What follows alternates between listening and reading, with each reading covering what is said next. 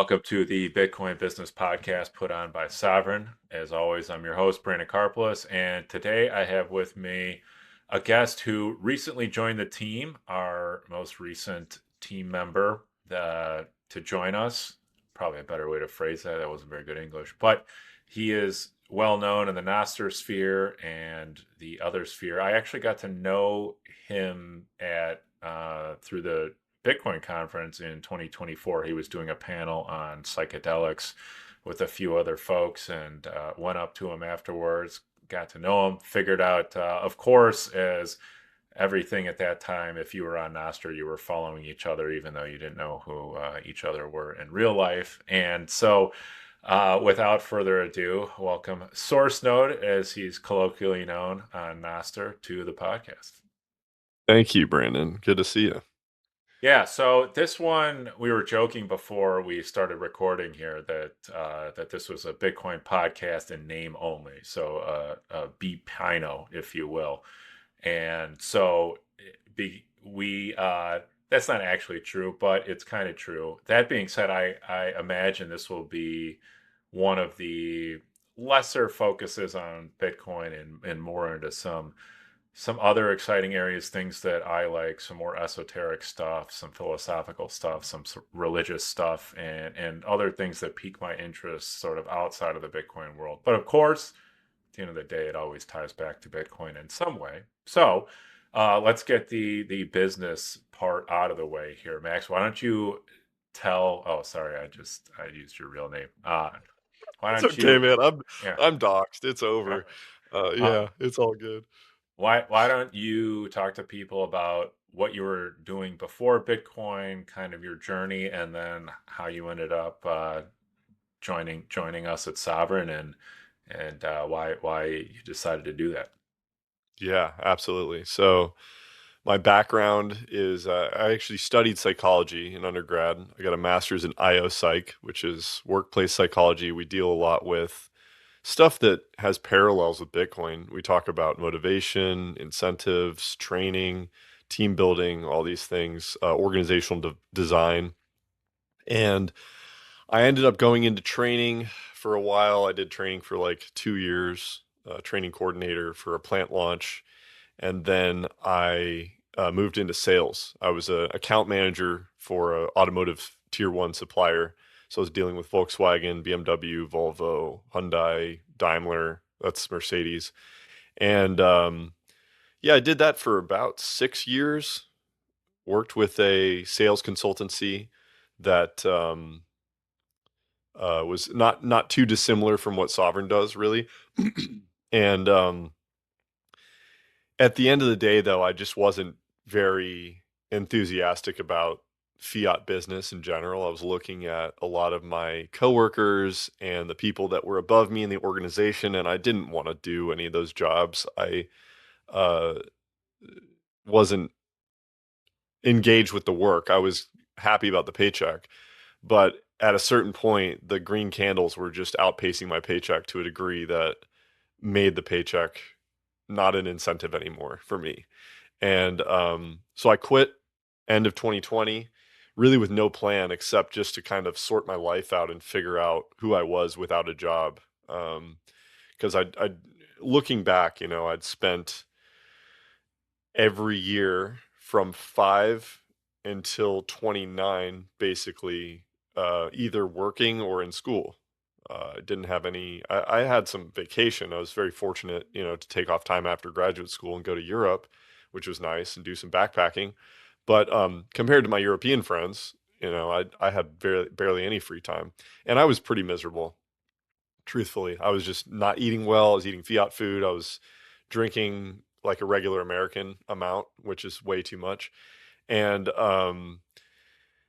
yeah, like wasn't very healthy, wasn't exercising. And so I took 5 years off now to work on that part of my life, to get right with myself, get right with my health.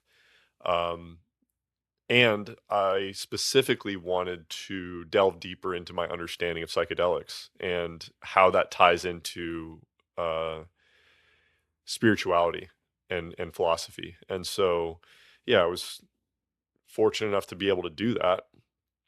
And then I came across Sovreign. Of course, that whole time, that 5 years I took off, the whole time I'm orange pilling people because, the sales part of me never left. It's really comes down to education. It's, you know, marketing and sales get a really bad rap in the fiat world because it's just so bloodthirsty. It's like this very utilitarian way of interacting with people where you're trying to squeeze blood from a stone, kind of. When at the end of the day, from a spiritual perspective, we're all just embodied spirit, and interacting with people on a more level playing field in that way and without the desire to get anything from them or out of them is much more soothing to the nervous system. So anyway, yeah, I spent a lot of time just educating people about Bitcoin, um, doing everything I can to help others. At this point, I have orange pilled almost everybody I know. I've got like a couple people that are so-so and a couple people that are still holding out. But I've got almost everybody on. And then finding out about Sovereign, I thought, oh, this is a perfect extension of what I'm already doing for free. So yeah, joined the team, met all the guys, fantastic. I see a lot of potential. And at this point, most of what I'm doing with Sovereign is connecting with other Bitcoin businesses, learning about what they do, meeting people face to face at meetups, at conferences, and getting an idea of what this decentralized organization looks like. Because I just see us really as like one department out of hundreds of departments, and each department is like its own Bitcoin business. But really, we're trying to move the needle to make the world a better place. Like at the end of the day, that's what it's about. It's not about the Bitcoin. It's about alleviating suffering and reducing coercion. Well, to that point, you had written an article in Bitcoin Magazine about sales and orange pilling people and sort of the psychology behind it, and that kind of prompted me. I said, "Oh, I wonder if he'd maybe want to come do this for us." And um, we at the time and are continuing. If anyone is a sales professional, is actually passionate about sales, and we'll get to that in a second, is actually passionate about sales, and but is a Bitcoiner at heart, appreciates the values of Bitcoin, the ethos of Bitcoin, but really their passion is sales, but they want to be selling something that's not extractive. And I think that's what you're referencing, is that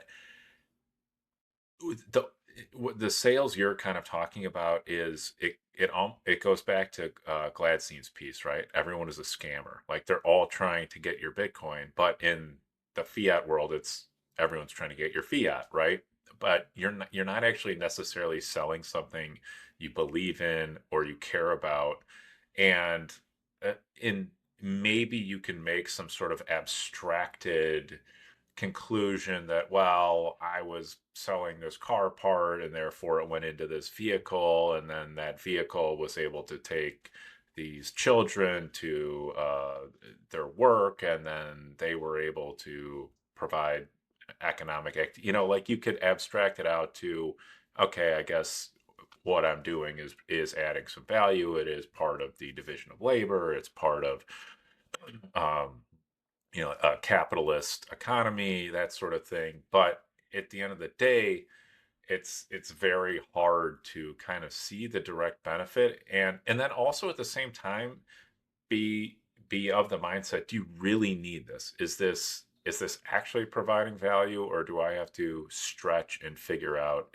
am I providing value? Whereas when you're out trying to orange pill people, selling Bitcoin, if you will, uh, you're you're actually adding value to someone's life. You're substantially altering their financial disposition into the future, and you're also hopefully potentially altering the way they view the world, the way they view their health, the way they view their time preference, and all these sorts of other things. And it's a direct correlation to the person being able to improve themselves. I don't know. Have you ever thought about that before, or made that comparison, or? Yeah, I mean, I tend to, and first of all, I just wanted to say shout out to the Nakamoto Institute, Bitstein and Pierre Richard. Like their articles were very important. So you mentioned Timeless. everybody's a scammer. Yeah. Um, yeah, I tend to think of it kind of through the Ayn Randian lens. It's like I was working in a system that I knew was only going to get worse and more extractive and more manipulative. And so I didn't really know what the problem was entirely or how to fix it, but I knew I could stop participating in the problem. And then looking at Bitcoin through the lens of basically like a common stock of humanity. I mean, that's what a currency should be or could be, is that we're all holding stock in our collective productivity. And so anybody that's holding that currency, anything that's done that benefits society in any way benefits everybody.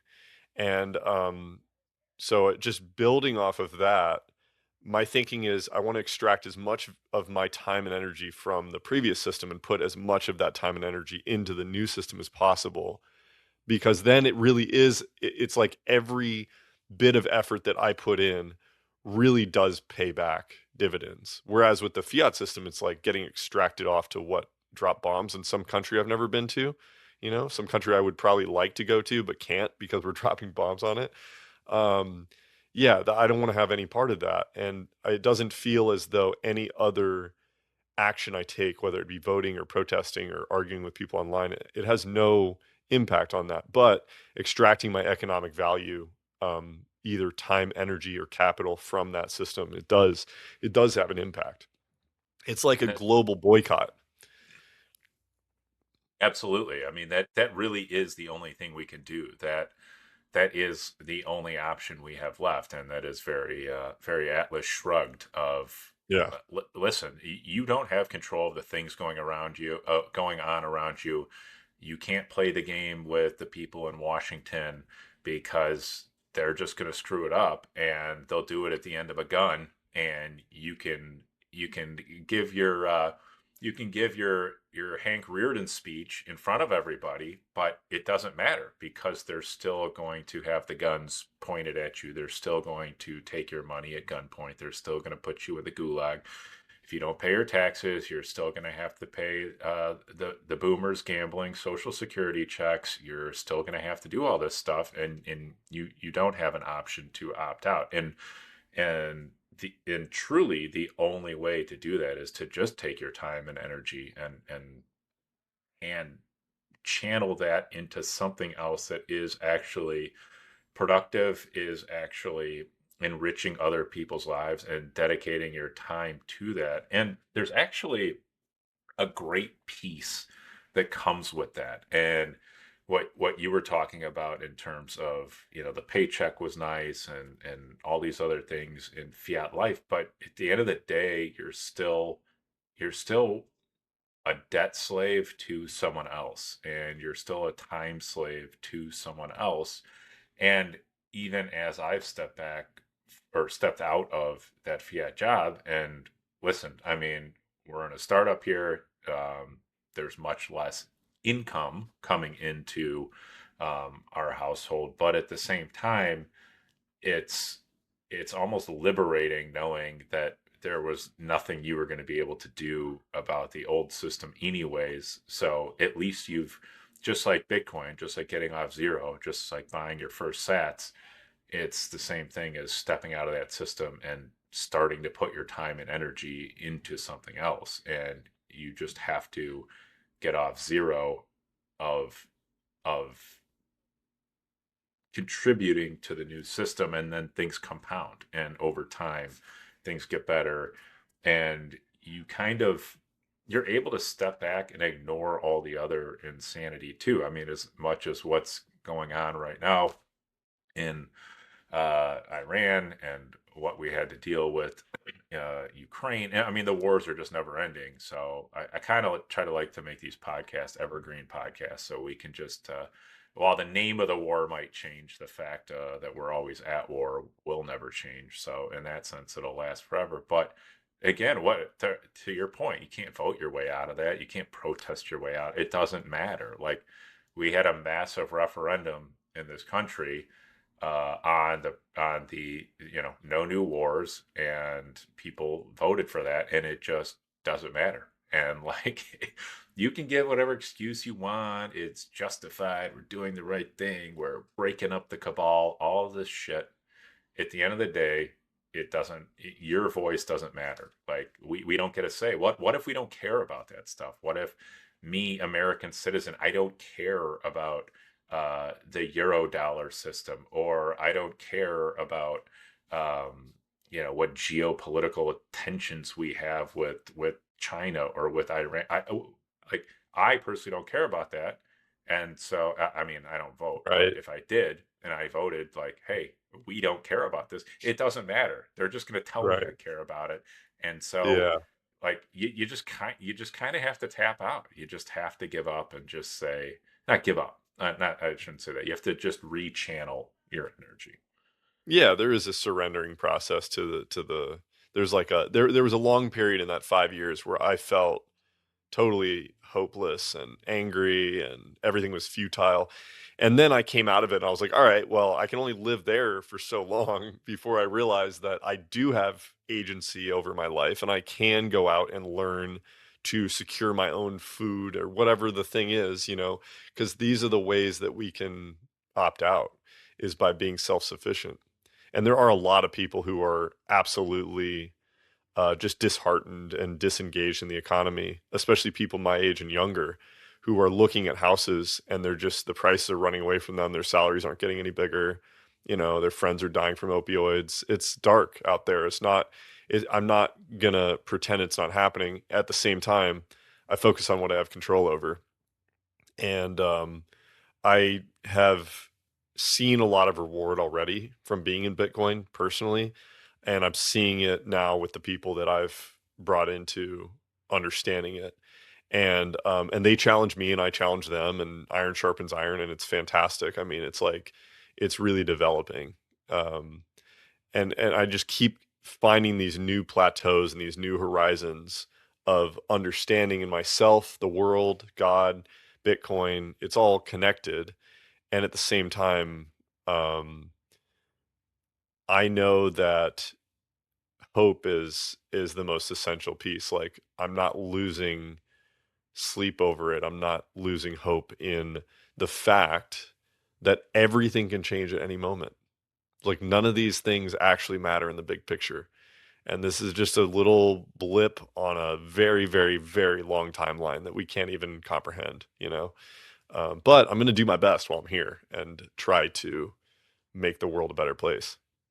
Yeah, I mean, that's a huge part of having faith and believing in a higher power, is that you aren't actually in control. And as a person of faith, it was always it's easier for me to come to the conclusion that, okay, a lot of these things are out of my control. But I can see as a person not of faith who thinks they're in control of everything, and of the macro things as opposed to the micro, I guess, is a good way to put it. Like, you can't control the macro things, you can control the micro things, and then, but the thinking that you can control the macro things, like the amount of stress and agitation and everything that comes with that is just incalculable to the damage it's doing to you to be able to control the micro things in your life.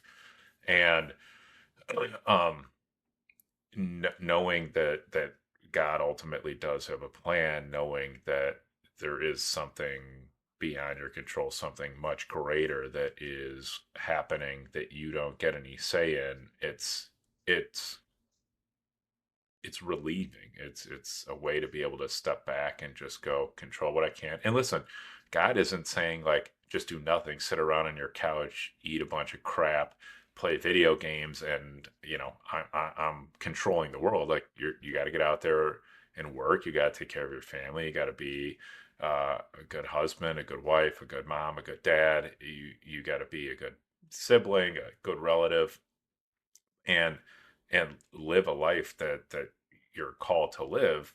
But at the same time, hey, a lot of this stuff's out of your control. I've got it. Go do what you're in control of. And it's much easier to go through life that way, I find, at least. Yeah, for sure. I experienced a long period of atheism in my life, and um, while I understand that mindset, and I think that it was positive in some ways because it helped me to kind of deconstruct some of the ideas that were ingrained upon me. It's so bleak. It's so bleak in comparison to seeing the interwoven tapestry of everything, like, and how it's working, and how, looking back at my life a trillion years from now, it's a brilliant joke. I guarantee it. I mean, it's always funny when you really zoom out far enough. It's so true. You're forget a trillion years from now. I mean, like That's just the 2000. beginning. Yeah, right, exactly. Yeah, right. I mean, Yeah. yeah, exactly. 2000 years from now, you'll look back and just be like, "Oh my gosh, I thought like 80 years mattered," and it's just so laughable Right. how little it mattered.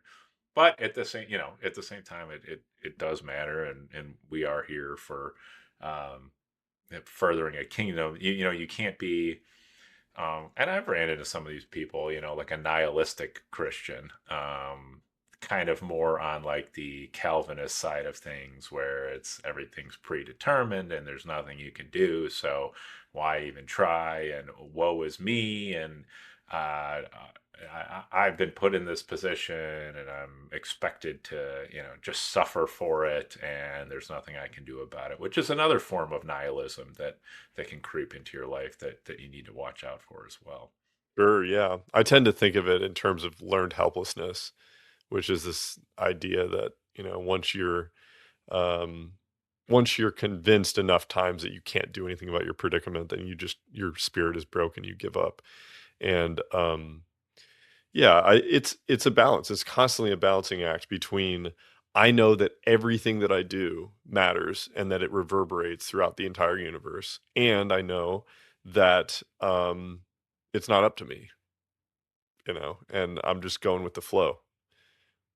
Yeah, it's I mean the yin and the yang, if you will. But Yeah. what you're talking about, the learned helplessness, I heard actually Tim Dillon call it like the greatest phrase ever, because I was trying to break it down. I see all these people and it's like I know you don't need that walker. I like if you Mm. just took care of yourself, like if you just would eat better and just walk on your own, like I can see that you're capable, like you don't need. And um and he called it being voluntarily disabled. And I was like, man, that's such a sad but good way to describe it. It's like you've just completely yielded control over your life, and your body is deteriorating. I mean, you're physically deteriorating as a result of that, because or you're just mentally at a point where you actually haven't even physically deteriorated. You're just convinced you actually have physically deteriorated, which is an even sadder state of being. Yeah, I mean, from one perspective, you could say that every physical ailment that we have and all of our physical conditions are created by our minds. I don't know that I would necessarily take it quite that far, but I lean in that direction. And actually, when I left corporate, it was specifically connected to a book that I read called The Mind Body Prescription, because I'd been experiencing chronic back pain at 26, 27. It didn't make any sense. But when I read that book, I realized that my own internalized discomfort, stress, anger was what was causing the physical pain. And once I started to pull on that thread a little bit, the whole thing unraveled. Like, I just realized I was living in a reality that was based on the expectations and desires of other people, not my own. And it was making me miserable. So yeah, I had to change a lot of things, change everything basically. I can relate to that a lot. I mean, I will admit I still have lower back pain. I work out, I take care of myself. My stress levels are way down from where they used to be, but I think just something about being a tall guy, I don't know if you can ever avoid it. So Tall guy in a short world sucks. I know what yeah, you mean oh by it. Yeah. Well, especially when you got a 1 year old running around your house and absolutely everything is bending down to his level, and so Right. yeah, it is. Yeah, this they. Yeah, I look back at like walking through old world Europe and stuff, and I was just like, wow, I never would have survived here. It's hard enough in the modern day, let alone like 6 foot high We doorways would and be stuff. So, freaks back then. Yeah. oh yeah, Those exactly. tiny little medieval streets. No way. Well, maybe we would have been the giants back then. Maybe we would have been the ruling class or whatever. So, Maybe. Yeah. well, I don't have 6 fingers and 6 toes, so maybe I wouldn't have been. What was the name of the breed of the giants? It's like well, it'll come to me. Do you know what I'm talking about? Nephilim. No, yes, yes, Yeah, yeah, yes. yeah. That That was the that Book thing. of Enoch, right? Yeah. Yeah, yeah, yeah. It's the Nephilim, I think it was. Yeah, But yeah. yeah, I I don't know didn't if you read would the have. whole Book of Enoch. It's interesting, but Yeah. yeah. Lots of good stuff there. Oh, speaking of which, I was listening to your recording with Avi on Pleb Chain Radio, and I feel like he was kind of trying to steer you down like the old world, the Tartaria. He couldn't think of the name, like the Tartaria rabbit hole, You and it think he kind of. was? Oh yeah, 100%. He just couldn't remember the name, and he was kind of fumbling around, asking about like, yeah, some of these buildings seem out of place and that sort of thing. So I made a note that I actually wanted to talk to you about that and get to the bottom of it. So Avi, if you're listening, this one's for you. I think the question you were trying to ask, source note here, was about his thoughts on the old world and what he thinks of that rabbit hole. Yeah, so I watched the Ancient Apocalypse, Graham Hancock. That's his name, right? Yeah, the Ancient Apocalypse series, and some of it was pretty convincing and interesting, and I'm certainly open to it. Like I don't really know anything about history. I wasn't there. The evidence of what we have in the history books versus what we're looking at in person doesn't always match. The story we were told about the pyramids being tombs doesn't really add up with the evidence. So there's a lot out there.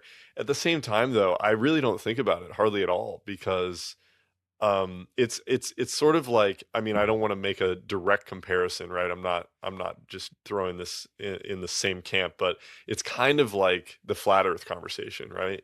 It's like people come to me and they're like, they tell me very authoritatively that the Earth is flat, or they ask me if they think that the Earth is flat. But first of all, I just want to go on the record to say I think it's a donut shape because that's where the moon came from. Um, but But listen, I'm I'm I'm it's I'm donut Earth. still I'm still going through. I definitely I'm definitely not wedded to the fact that it's just this round sphere and the image that we've been shown as a kid. I definitely open to other explanations because a lot of it, much like the old world stuff, and I'll let you get back to it, it just doesn't Yeah, make sense. Like the things we're being told, like, oh, the moon and sun are exactly the same size. It's like, well, the sun is just exactly this much farther away. And so it just so happens that like the bright orange star in our sky, the one star in the entire galaxy that we can see, is the closest to Earth. It's that much bigger than every other star, and then it's the exact same size as our moon. So, like to me, that's never made sense. So I'm open yeah, to ideas and thoughts on that front. But yeah, yeah. So the moon is the donut hole for the donut Earth, and that I know without a doubt, and I'm gonna tell everybody that till the day I die. But what it comes down to is it doesn't matter, Like a lot of the stuff we can really spin our wheels hard trying to understand these things. But what I always ask people when they are convinced the Earth is flat, is okay, let's assume that you're correct. The Earth is flat and that the ice wall is like the edge and you can fall off the edge or whatever they think, or that gravity's not real. It's actually density. I mean, I've gone down the whole talking to these people because I do find it fascinating. And I said, give me your best shot. Like, convince me the Earth is flat. And at the end of the conversation, I said, okay, let's assume you're right, the Earth is flat, or let's assume you're right, like there were giants that like took away all our energy, or whatever the thing is, you know. How does that change my present moment? Like, what can I do differently knowing that the Earth is flat, besides irritating people? Well, so I would say I would say there again, back to what we were talking about before, that there is a balance here. Like, yes, at the end of the day, is knowing the Earth's like, am I going to try to walk to Antarctica and like see where I end up? Like, no, I'm not going to do that. Like, I'm going to continue to live with my family and eat two meals I a would day love and to see an expedition of Bitcoiners that like pool together their resources to go to Antarctica. I yeah. think Ben Wehrman would be a good candidate Oh for yeah, that. he should definitely Yeah. be the leader, and then we would all get fried by like a space laser once we hit the edge or something like that. But but what I what I do think actually does matter is that I think there, and again, it's not necessarily in our control. There's not necessarily anything we can do about it. But I do think if you had a society where the collective conscious was, we were capable of much more, we're capable of much higher achievement, I think it would reframe the way society and the way people go through life. And I think a lot of this despair and hopelessness would be ameliorated a little bit. That like, oh Yeah. my gosh, we are capable, and maybe I shouldn't hate my neighbor so much. Maybe we are destined and capable of much greater things, and we've been lied to in the past, and history is definitely not what we've been told. That much I know. I'm much like you, where I'm like, I don't have the answer, I don't know the answer, but I know the past is false. I know what we're being told is not true. But I do think there is an element of people knowing the potential of humanity, and just seeing that as almost like almost like a beacon of hope that has kind of been taken away from us, and helped to demoralize us. Yeah, there is definitely a huge importance to the narrative that people see themselves in, right? Because people take away their own power very often. I think that all of that awareness of our capacity for creation, for harnessing energy, that's all within us. It's all accessible within us without any story attached to it at all. Um, and in a way, I mean, looking at it really, really far out, from a spiritual perspective, of course we've been fooled. Of course we've been lied to. We kind of lied to ourselves in order to come into this wheel of samsara and separation. You know, like we're all constantly deceiving ourselves in order to stay in this separation, which has its benefits, right? Like I actually really enjoy incarnating. Obviously, I wouldn't be here if I didn't, but I love raspberries in particular. You know, like I wouldn't be able to taste a raspberry if I was the raspberry. You know, so and I wouldn't be able to chat with Brandon. You know, and do all these cool things and like be part of this adventure and this experience of orange pilling the planet. Like to me that feels very rewarding, so I've like chosen to be here in a way. Like I can feel that on a very intuitive level. um you know, what do I want to call it, or for what purpose or what reason or any of that, I'm not sure, but I do feel incredibly hopeful, optimistic, and energized. It is sad to me to see how many people aren't that way. But everybody's got their own path to that, you know. Some people it's faith in a specific religion. For other people, it's a specific business idea that they're really, really passionate about it, whatever the thing might be. Or it could be their family. It could be art. But whatever really lights up that particular individual, I think I'd like to see more of that in society. And I think that if we were not running on this wheel of stress that the Fiat Matrix creates, then more people would have the freedom and time to explore that for themselves. Well, that's definitely a huge part of it, is being stuck on the hamster wheel. There's no doubt. You you legitimately don't even have the time or capacity really to step back and examine anything what you're talking about to find a deeper meaning, to find some connection to other things. I mean, even just simply being out in nature, going. I mean, I remember back there were days where I wouldn't go out. I would get to work. I would get to work and the sun wouldn't be up yet, and I would leave and the sun was down already, like in the heart of Chicago winters. Like I wouldn't see the sun for a week. I mean, it was and the place I worked, I was on a level where we didn't have windows in any of the office. They were like double paned. It was an old building, beautiful old building by the way, but they like redid the inside of it to have like more modern windows and things like that. And you basically really you couldn't pretty much see outside. You go outside for lunch or things like that, but that was basically it. And I didn't even have time to get out in nature. And the the weekends, it's like, okay, Friday you get home, that's pretty much done. And then it's like, all right, well, you got to get up first thing Saturday, you got to have a plan, you got to go do something. And then it's like, Sunday you're going to church, you're getting home in the afternoon, and it's like before you know it, it's really hard to even just connect with nature, simple things like that when you're in the middle of that hamster wheel. Right. Yeah. I tend to think about the fiat matrix not in terms of the Federal Reserve and money necessarily, but in terms of separating value from currency. Because when the value gets extracted from the currency, the incentives start to skew in such a way where people actually act against their own self-interest. And so it could be that every cell in your body is screaming that something's wrong, and yet your mind is like pushing you to do more and more things that are not good for you or anybody else. And our separation from nature reinforces that.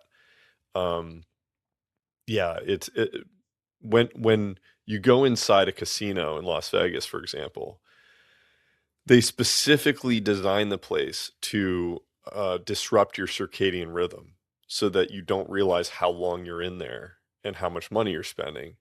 And I feel like that's a perfect microcosm of the fiat system.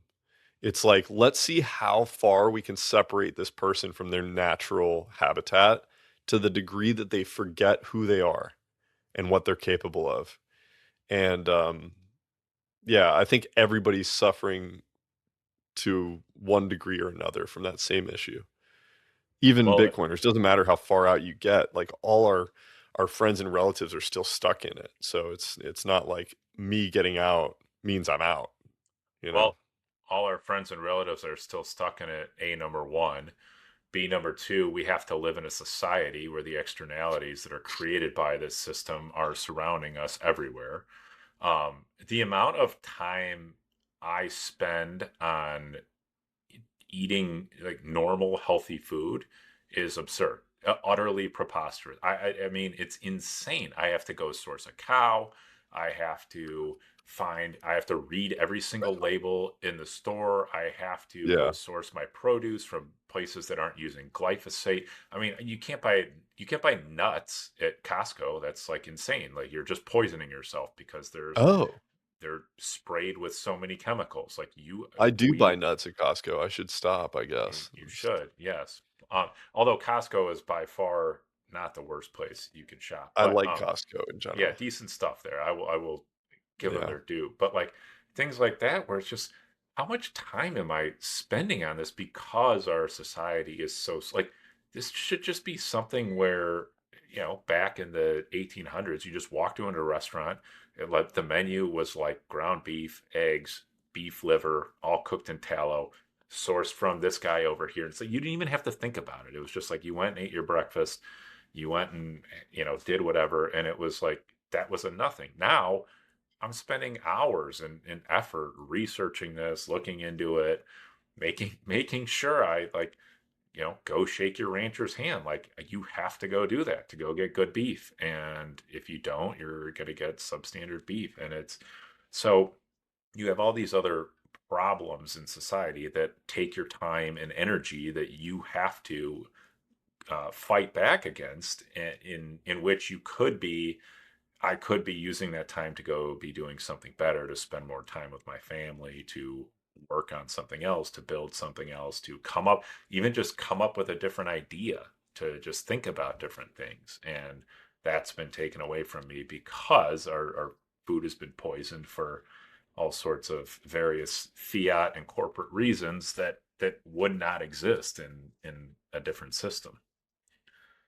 Right. I mean, I could look at it in terms of something that's been done to me. I could also look at it in terms of something I've allowed to happen, right? Like I'm reading through Soft War right now as I'm writing my own book, and he talks about how it is possible to blame somebody else for fooling you or for taking advantage of you, but realistically, the survival perspective would be I need to take responsibility for the fact that I got domesticated and fooled, by a superior force of some kind, whether it was a psyop or physical dominance or a combination of the two.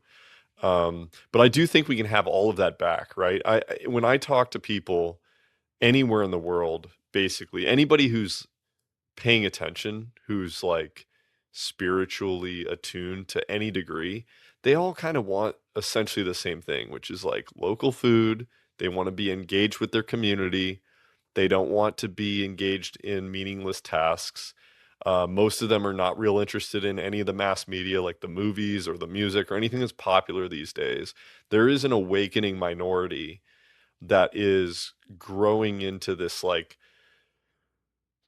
uh, farmers market kind of freedom oriented um, contingency, and it's that is something that I want to lean into more and more, and I think a lot of other Bitcoiners do as well.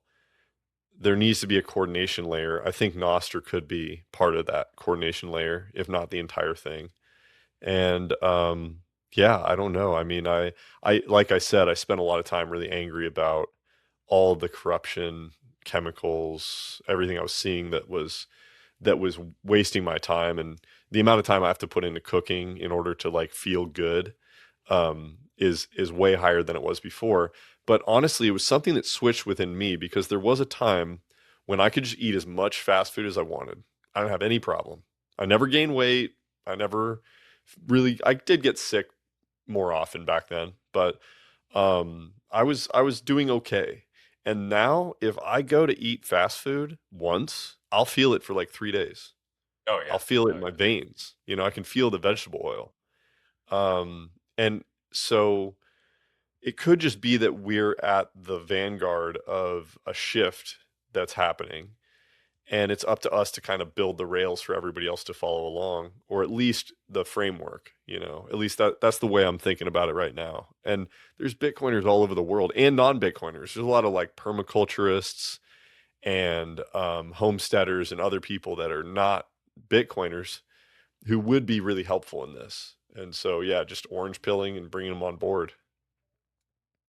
I yeah, I just let my the pod that we just came out with was Rev Hoddle, who's a legendary Right. homesteader, and yeah, had He's great. the He man. is he is orange pilled, hardcore orange pilled already, so don't need to orange pill him. But Right. and but back to your other point about being angry about things and that sort of stuff. At the same time, we could be in the plains of Africa with uh, bows and arrows and spears trying to go hunt our own food all day and have zero time for anything else. So, like, we could have been on that part of the continuum where we're fending for food so many hours a day, foraging for food, trying to build shelter, and it without many of the luxuries and comforts we have today that would have presented a whole different set of time consuming problems as well. So it's Right. not the worst thing in the world, it's not the end of the world, but it is frustrating knowing that it could be better. But I guess that's the journey of humanity too, right? We're always trying to get better, we're always trying to improve. So Right. Yeah. And to me, what better looks like has more to do with just taking away control rather than adding control.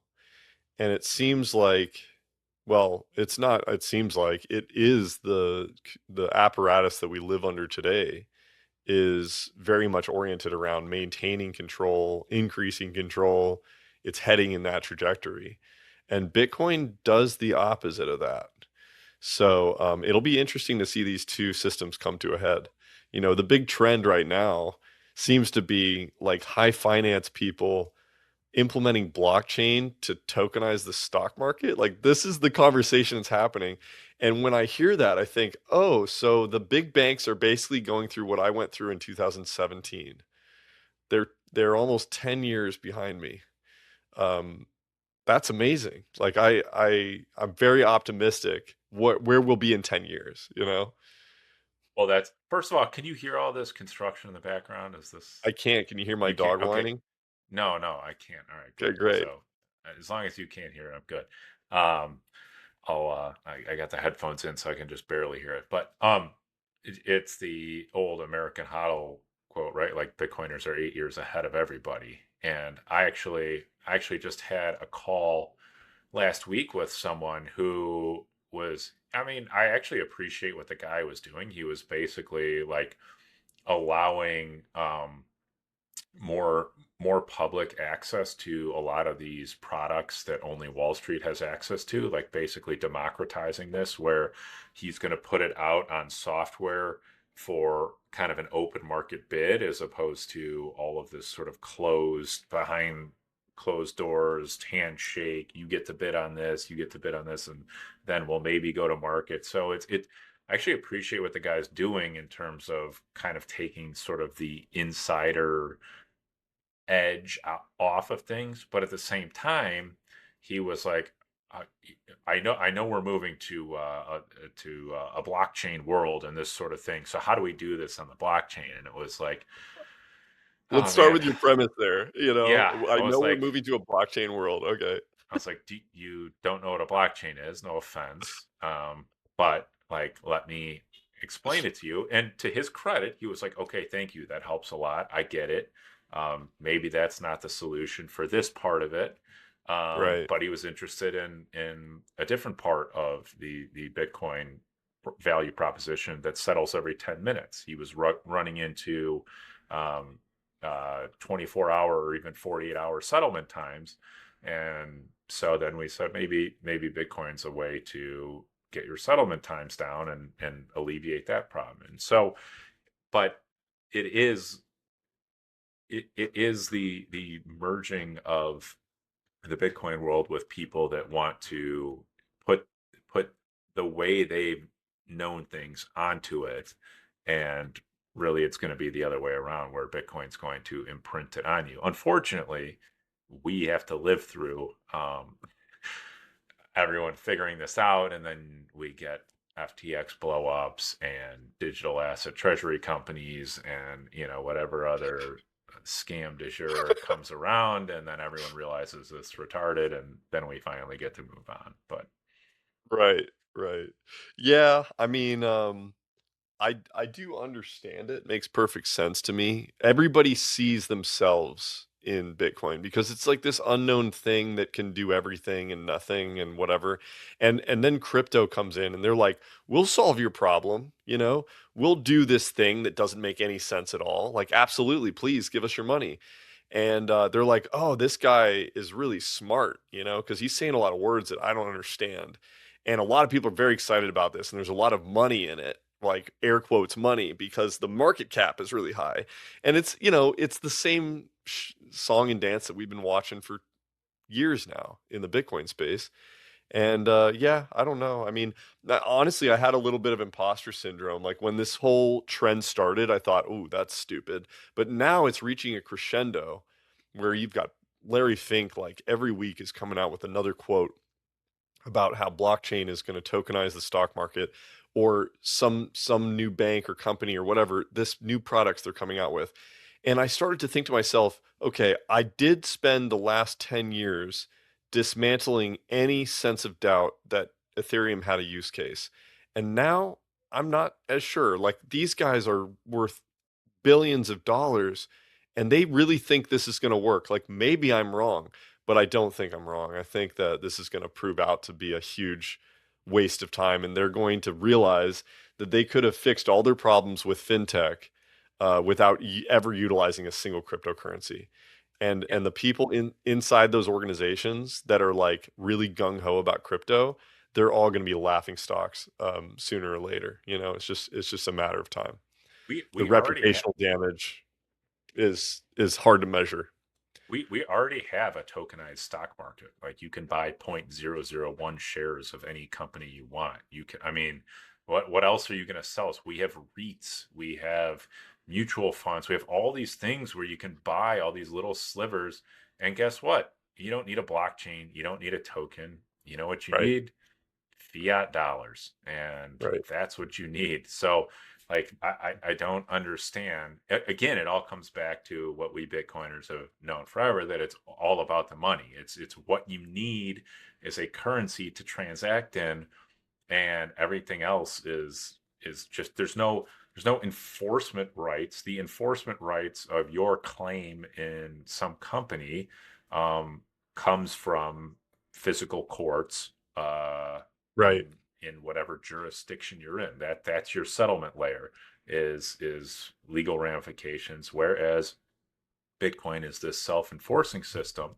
And when you have a Schwab account, when you have a Fidelity account, whatever, when you buy zero point zero 0.02 shares of Apple from your paycheck this month, um, you're just relying on whoever's holding that, whoever's putting your entry into the system. It's absolutely no different than putting that onto a blockchain. You're still relying on whoever's running the blockchain to honor the token as opposed to the entry, the binary entry on your ones and zeros entry you see on your screen on your computer when you log into your whatever brokerage or bank account you have. So Right.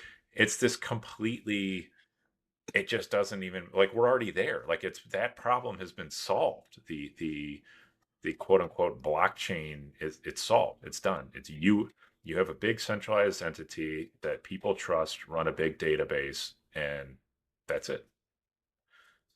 Right. Yeah. I mean, I don't know if they're like crypto salespeople, but obviously somebody out there has done a really good job of convincing these bankers that they have a solution to their problems, and it's going to make it easier than developing something in house. But honestly, somebody could come along and just some tech company could come along and vibe code a solution. It would probably be better than anything they could do on Ethereum um, within weeks. Well, so do you actually think that's what's going on? That there's actually these big consulting firms or the big four or even political influence that's like, hey, this is the next thing. Like, do you really think that's what's going on?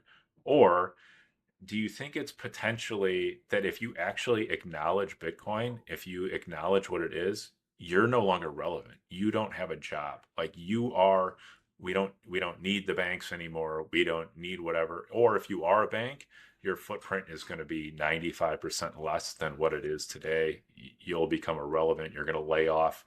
You'll be running an e-cashment. That will be the bank basically. And then you can extend credit to the extent you want to do that, but you will actually have to do real underwriting because there will be no bailouts. So like your entire world, your entire career, your entire persona and everything you've done in your whole life, if you acknowledge Bitcoin to be real, is basically worthless. Yeah, I think it's all of those things. I think that there's a lot of money behind and inside of crypto, including the political, corporate revolving door, including the consulting companies, including the big banks. Um, yeah, there's a lot of people who have a hand in the pot. They might have a big bag of Solana or whatever they're doing. And then on top of that, when you do allow the understanding of Bitcoin to fully sink in, you do realize that like a vast majority of this stuff is a huge waste of time, and it's not going to actually result in anything meaningful. And as a result of that, people freak out because Yes. they think they Yes. need to stay busy, Hmm. in part because their ego is wrapped up in their job and they think that they are defined by that. and that if they don't have that, then they're worthless or whatever. That's their own spiritual conundrum to get out of. And then you've got this misunderstanding of economics that's underlying the whole thing, right? And then there's Jeff Booth's thesis of deflation being the natural state of the free market. If you understand that, if you allow that lesson to fully sink in, and luckily for us, he says it 10 times per podcast, and so like we have had a chance for it to sink in. He's so good with his taglines, he repeats them, and it's important too, because it did take me probably 100 times hearing him say that for it to like fully sink in. um, then it's okay. It's okay. It's not an existential threat if your job gets replaced by a robot. It's not. In fact, when I was working corporate, I had a spreadsheet jockey kind of job, and I thought, I can't wait to automate my own job. I'm going to figure out ways to make my job more efficient so that when I move up, nobody has to replace me. That was my attitude from the beginning, because I thought nobody should have to stare at a spreadsheet all day. It's stupid. It's not a good use of human capacity, you know. But not everybody is oriented that way, and not everybody is necessarily excited about or creative enough to entertain themselves in a productive manner. So I can't speak for anybody else, but my time since I stopped working, has been some of the best of my life, and some of that time was spent doing absolutely nothing. And sometimes that boredom was like soul crushing, but out of that grew some really incredible stuff. And so it's like going through that discomfort, allowing yourself to not look at your phone for an hour. It's like, wow, imagine what you'll come up with. You might play with your kids or do something productive. Who knows? God forbid. Yeah. You're Well, right. I mean, you approached it from sort of an altruistic, I don't want to say altruistic, but more of a sort of spiritual soul, sort of inner being type perspective. But the reality is, if you actually have a money like Bitcoin, then all of a sudden people can do exactly what you're talking about from an economic standpoint. They can go, it doesn't matter because I just need to put away some of this money today, and then everything's going to get cheaper. And so Right. it's then you have this whole other awakening, or awareness, this new awareness that comes over society where they're going, I don't it so what if my job gets replaced because my TV is going to cost 4 sats in 5 years from now, and then I'll get a new one, and my car will be a third as much then. And so what I put away today will buy me more groceries, and you almost have like a reverse retirement where you aren't building up for the future. You're like you're letting the other side of the equation go down, and so you get this total reframing where individuals can now not be so scared, not take that, and not everything has to be wrapped up in what you're doing, because there's this thing where we, the company I left, we have guys that are 80 years old that are still working because like it's their whole identity. It's the only thing they've known. They have their routine. They get up in the morning, they go to lunch at the same place, they entertain clients, and then they go to dinner at some place, and then they go home, and rinse repeat. But it's their entire identity. It's who they are, and they've spent their whole life getting to that point, as opposed to back in the day, you would have people that would have a trade or a skill, and then they would take time off. They would take 5 years off at a time. They would take 10 years off at a time because they actually had money where they were like, hey, I have this money set aside. I know when I come back, I'm still going to be able to buy 2 years worth of goods or whatever the number is, and I'll be fine. And you were able to you had sort of a natural way to step out of having your entire identity tied to what you were doing for work, for labor. And I think that skewed things as well. But then there's also, I got to think about this more, but then there's also like the Ayn Rand approach where a human sort of, or Ayn Rand's view where it's like human productivity is sort of the highest achievement one could have and what gives them the most satisfaction, which I don't entirely agree with, Yeah. of course, but there is that framing as well. So, Yeah, I mean, Jesus isn't remembered because of the chairs that he built, right? It's like there are things that we achieve that are way greater than productivity, and Ayn Rand was viciously against spirituality, and oh, that's of like course, yeah, one of the things that I really disagree with her, right? It's like no, she no would be doubt, upset that Buddha is sitting under the Bodhi tree and not being productive, right? Like, yeah, so yeah, um I'm writing this chapter right now. The third chapter of my book's about hyper Bitcoinization, mostly from an individual perspective. And the way I'm thinking about it is like there's kind of these two tiers. The first tier is when you first understand Bitcoin and your incentive shift to, I'm not accumulating dollars, I'm accumulating Bitcoin. But you're still in the matrix, and you still rely on dollars, and that's your main framework is still dollars. And then there's another paradigm shift. I'm calling it the accumulation apex. Hodl calls it the bit life crisis. I like to put it in a little bit more positive terms. And basically, it's the moment where you realize that you can't um, really increase your stack in any significant way, no matter what you do. And from that point on, your incentives shift again in the same to the same radical degree that they did the first time. And I've seen this with a lot of Bitcoiners. Like I'm not necessarily fully there myself. I'm kind of like on the cusp of it personally as I'm writing the chapter, which is interesting. But I've watched it happen for other people, and what it often comes down to is like, what is the meaning of life? Like, what am I actually doing here? What's the best use of my time? It's not about making more money anymore. It's not about status games. It's none of that. And of course, it's an individual choice. Like everybody has their own line based on their standard of living, their expenses, based on their expectations for the future, and based on where they actually think Bitcoin's going, right? Because my expectations for Bitcoin are very different from somebody that doesn't have any, um, in terms of its potential purchasing power.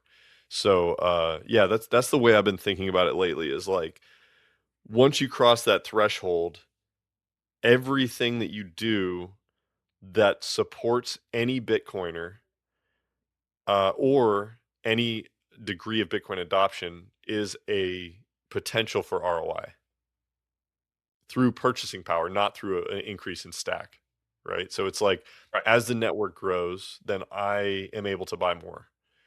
And so I don't need to earn more Bitcoin. I need to support the network.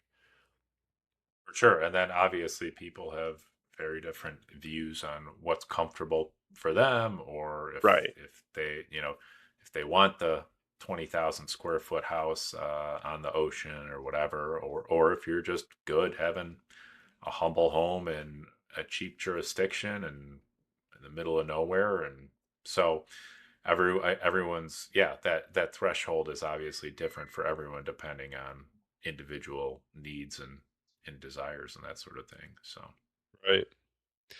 Yeah, it's given me the opportunity to sit back and really think about what I value and why, and what I hope to achieve and why, and what I think I'm capable of achieving and why, and all that, you know. So it's can be a very meditative process. Of course, not everybody does that. It seems like some people, it doesn't matter how much Bitcoin they have, they still want to scam other people. But that's an individual choice, you know. It's optional. yeah, it's I I kind of harken back to the days of like how much is enough, and I understand people's perspectives of where they're like, oh, these billionaires should pay more and all this stuff. Like I get why they say that. I don't agree with them at all. Like you need Right. to work to earn for yourself, and just taking someone else's money, like you're going to squander it, you're not going to know how to use it because you didn't earn it, and it's actually going to make your life way worse and way more miserable, and it's actually going to destroy your life and destroy your soul. But I do get their sentiment of like how much is enough, because like for me there is a point where I'm good. It's not an exact number, it's not an exact status, but it's kind of like my family's here. We live comfortably. We buy the food we want. We take the trips we want, and I'm in charge of my time. And like that combination of things is, it, like I I do empathize with the people who don't understand like the insatiable appetite for more monetary units. Like how why do you what are you doing with it? Are you bettering humanity with it? Or but unfortunately, you know, back in the day you would have like the Medici families and all these other great European families that, yeah, were of course corrupt and evil and did all sorts of sick crap as well. Don't get me wrong, but they furthered the arts and they commissioned things and they built infrastructure and this sort of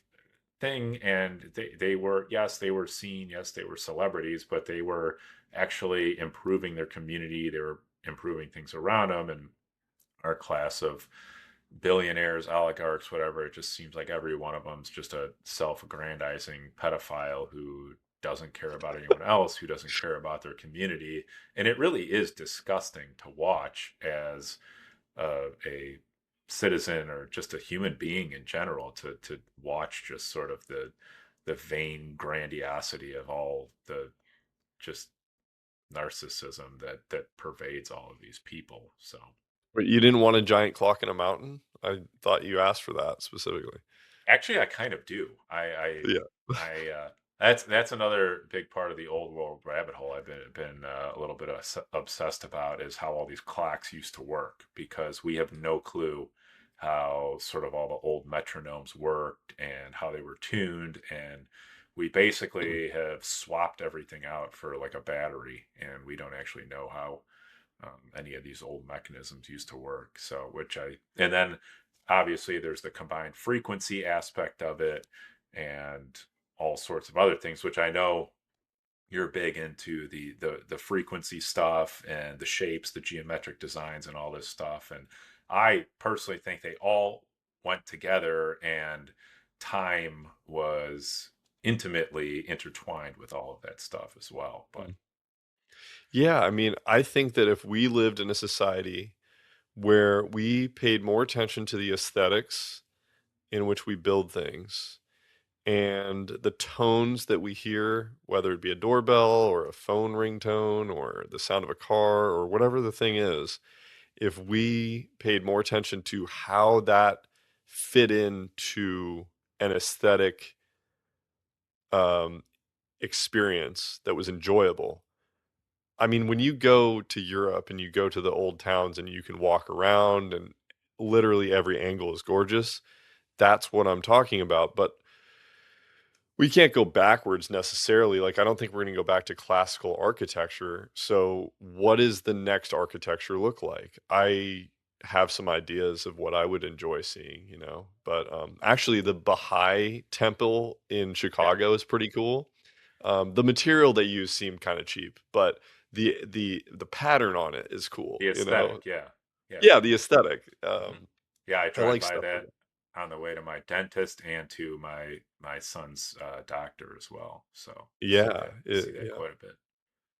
Yeah, Yeah, so right on. I think we could do a lot better, when it comes to aesthetics, but of course, people aren't focused on that when they're just suffering from, like, the enshittification of everything. Yes, well, also true. I also do think it's done intentionally. I think strip malls are 100% meant to It's like a demoralize us. humiliation ritual. Oh yeah, 100%. Yeah. Or even take a look here in Chicago. One of the craziest, most beautiful buildings you'll ever see is Lane Tech High School. It's a gigantic high school. It's like bigger than most of the universities in the city.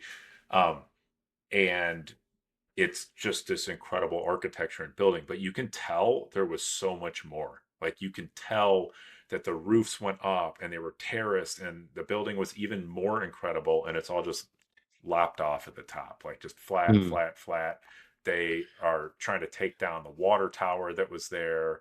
And if you walk around the neighborhood, actually, there's some really cool, beautiful surrounding buildings that you can't really see from the street or necessarily if you don't know where you're looking. But like they they took a lot of the tops of these buildings and just made them flat, and so it took away a lot of the aesthetic and the beauty there as well, which also drives me crazy. But I do think it is part of the humiliation ritual and demoralization for sure.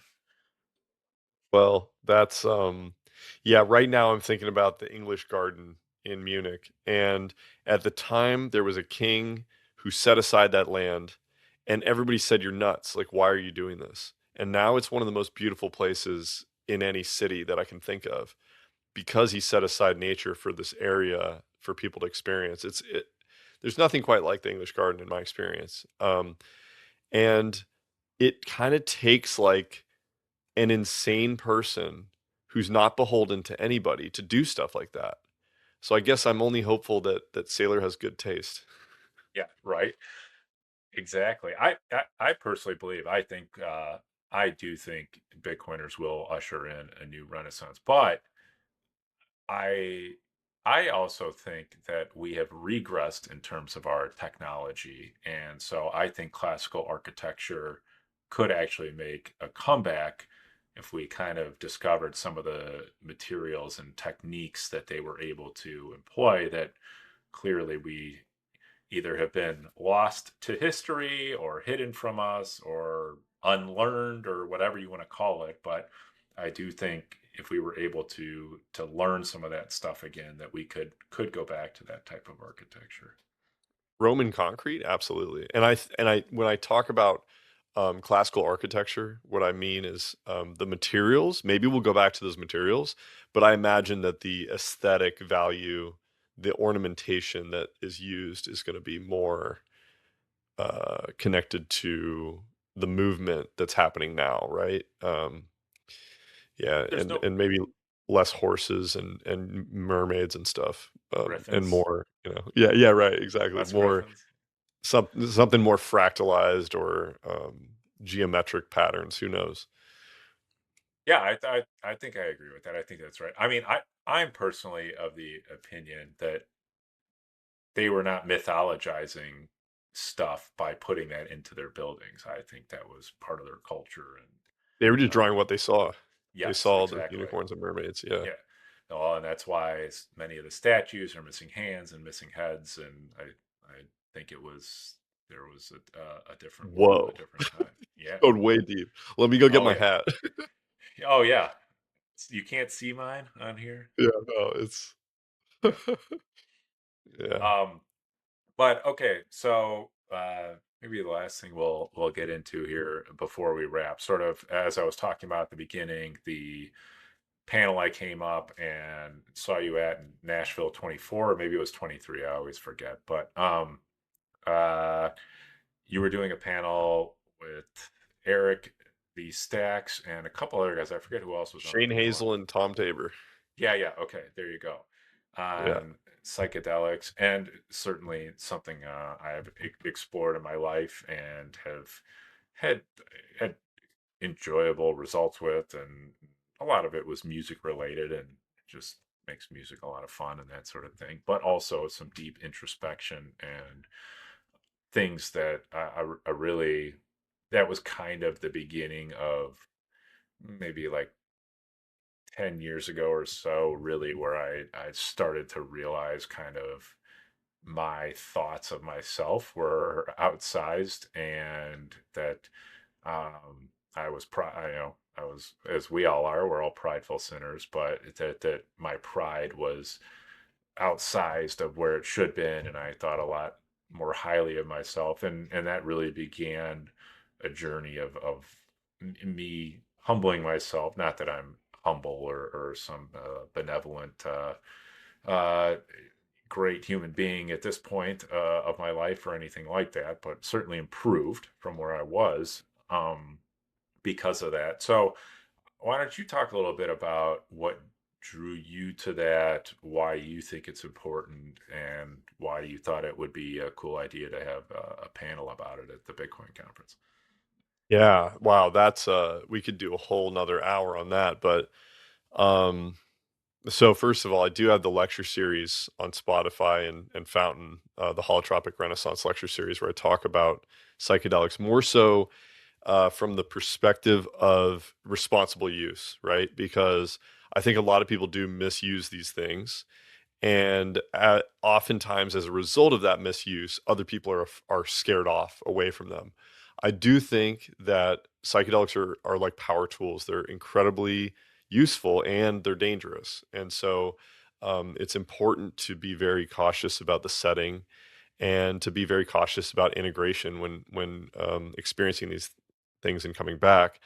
But the reason I made that lecture series and did that panel is because I think that groups of people who utilize, or individuals, whatever, who utilize psychedelics in a responsible manner are much more cohesive and creative than groups that do not, because it can liberate one's consciousness from their rote programming in a way where their neuroplasticity increases and they can challenge their assumptions, right? It's like your experience that resulted in some reflections on your personality and your experiences and your ego. I mean, I've had many of the same. Some of the psychedelic experiences are euphoric and beautiful, and I like feel God's love in a very visceral, personal way. And then other times I spend hours at a time in like a spiral of fear and shame and guilt, and all of that is basically a relinquishing of those energies that are dormant within me, right? Like they're there and I didn't realize that they're there. And sometimes it takes some catalyst to trigger an event that brings it to the surface. Once these things are brought to the surface, they can be integrated in a way that results in a better way of life, right? It's not to say that anybody can take psychedelics and just be a better person or more intelligent or more spiritually aligned or anything like that. They don't do anything in the same way that Bitcoin doesn't make you a better person. Like it's the work that you put into it and into yourself that makes it valuable. Um, and so, yeah, I think Bitcoin and psychedelics are connected. Um, they certainly have been in my life. I mean, I would not have found Bitcoin without psychedelics, and I would not have found psychedelics without Bitcoin. So that was my journey personally. I know many others who had a similar journey.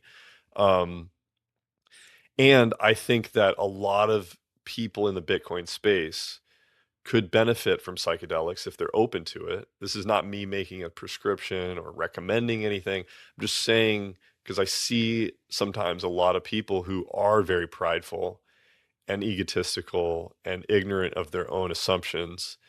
And in my experience, psychedelics will notify you of those assumptions, you know.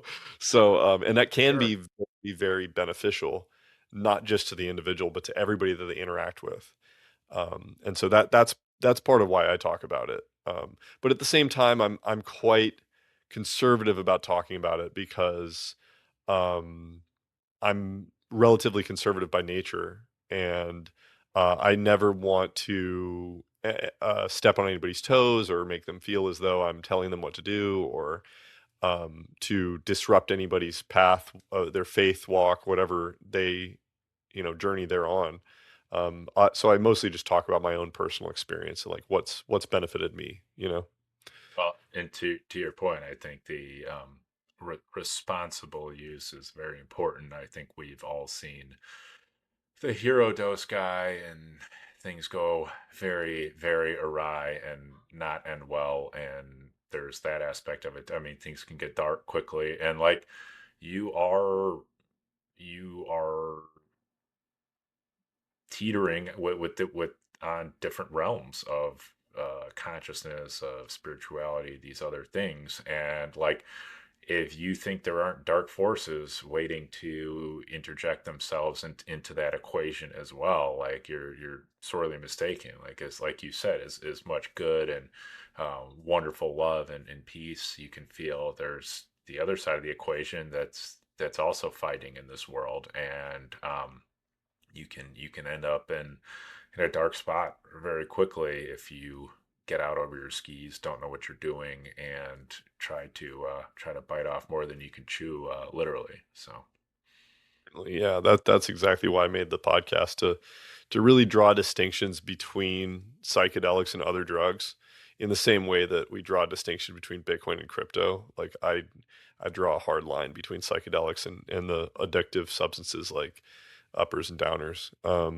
And even between ketamine. I mean, there's a lot of people right now that are very interested in ketamine, and I have seen people get severely addicted to that, and they call it a psychedelic and they refer to it as a ceremony. And I'm like, okay, you're snorting a tranquilizer, just so you know. yeah, It's not a yeah, ceremony, you know. But it's that's mostly just my opinion, but that's what I've witnessed as well. for sure. Definitely use responsibly for sure. Right. I have seen a wide range of outcomes, and to your point, like if you're not ready to do it, if it's something you think you're going to be uncomfortable with, maybe just wait or don't do it. Trust Like, yourself. Yeah. yeah, exactly. Yeah, trust yourself and be ready when you're ready, and don't necessarily try to force it, because you probably will end up having a bad time if you're not at peace with yourself and know what you're getting yourself into, and you're kind of just doing it to check something off your list. That's not a good place to be in. Wise words. Yeah. Yeah. All right. Well, I think that's a great note to wrap on. So, unless, source, you have anything else you want to chat about before we go here, or No, not really. I guess I just want to say that I feel very fortunate to be in the position I'm in, to be able to take as much time as I need to work on things that I enjoy, including Sovereign, and for us not to have a heavy duty profit expectation, but just to be moving more in the direction of ethics and less in the direction of trying to gain as the primary force, right? And like trying to serve other people and to make the world a better place. Like I'm really grateful that I'm able to do this, and I'm very excited to see this happen for so many other people that I know are waiting for the same opportunity. And I meet them all the time, and it's been pretty tough out there. There's been a lot of FUD and a lot of nonsense, and that's what makes us stronger. So um, we're gonna yeah, get there, you know. it's really it's. I mean, I is in my opinion, this has been the most brutal period to be a Bitcoiner through. Like, if you built your conviction during this time frame, I give you big kudos. Like, I Yes. think building your conviction in the past was, big run up, big run down. It's kind of, and this, and it made sense, and things lined up, and it aligned with elections and liquidity cycles, and it was all kind of things made sense, and you're like, great, it your your convictions were sort of proven out in real time. It's like, okay, yeah, this makes sense, I get it. Whereas the last 18 months or so have made no sense, like absolutely none. If you are in Bitcoin today, if you just got into Bitcoin in the last couple of years, like, you are truly relying on first principle. It's like it's first principles only. Like, there's almost no real world validation of anything you've believed in when it comes to Bitcoin.